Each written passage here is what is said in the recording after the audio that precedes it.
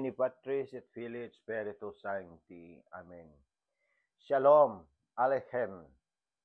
Magandang umaga sa ating lahat sa mga panig ng buong mundo. Mga nakikinig at nanonood ngayon, atin namang pakinggan ang mabuting balita ng Panginoon ayon kay San Mateo. Glory to you, Lord Jesus Christ. Noong panahong iyon, sinabi ni Jesus sa kanyang mga alagad, "Narinig pa ninyo na noong unay iniutos sa mga tao, huwag kang sisira sa iyong pinanumpaang pangako, bagkus ay tupdin mo ang iyong sinumpaan sa Panginoon. Ngunit ngayon sinabi ko sa inyo, huwag na kayong sumumpa kung nangako kayo. Huwag ninyong sabihing, saksi ko ang langit, sapagkat ito'y trono ng Diyos. O kaya'y saksi ko ang lupa, sapagkat ito'y tuntungan ng kanyang mga paa. Huwag din ninyong sabihin, saksi ko ang Jerusalem, sapagkat ito'y lungsod ng dakilang hari. Ni huwag mong sabihin, mamamatay man ako, sapagkat ni isang buhok sa iyong uloy, hindi mo mapapuputi o mapaiitim.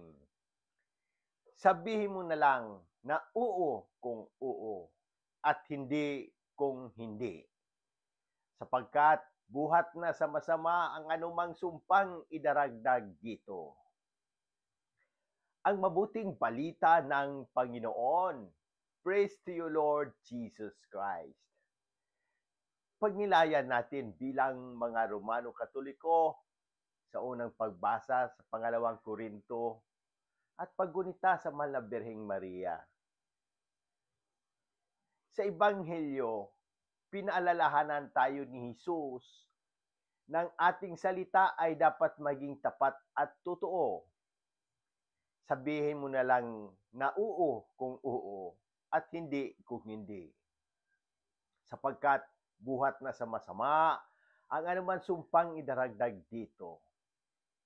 Sa lipunang puno ng kasinungalingan at panunumpang walang saysay, hinihikaya tayo ni Kristo na maging totoo at mapagkakatiwalaan gaya niya.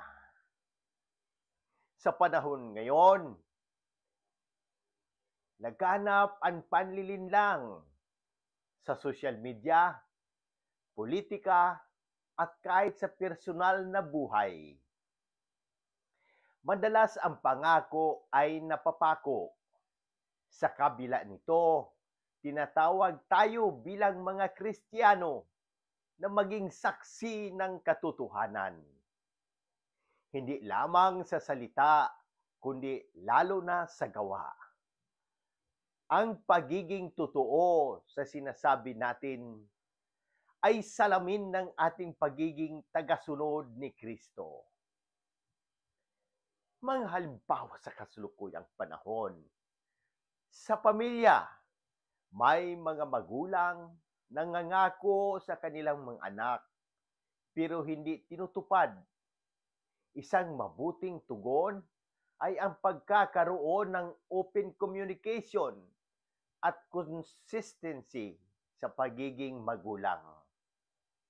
Sa simbahan, may mga mananampalatayang aktibo sa gawain pero hindi umaayon ang asal sa itinuturo ng simbahan.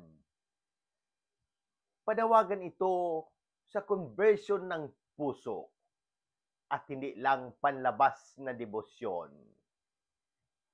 Sa lipunan, may mga leader na nangangako ng pagbabago pero nauuwi sa pansariling kapakanan. Bilang mamamayan, dapat tayong maging mapanuri, manalangin, at kumilos para sa katotohanan. Ang tugon ng simbahan at paanyaya para sa pagpapago. Tayo bilang simbahan ay tinatawag na maging ambassadors of reconciliation.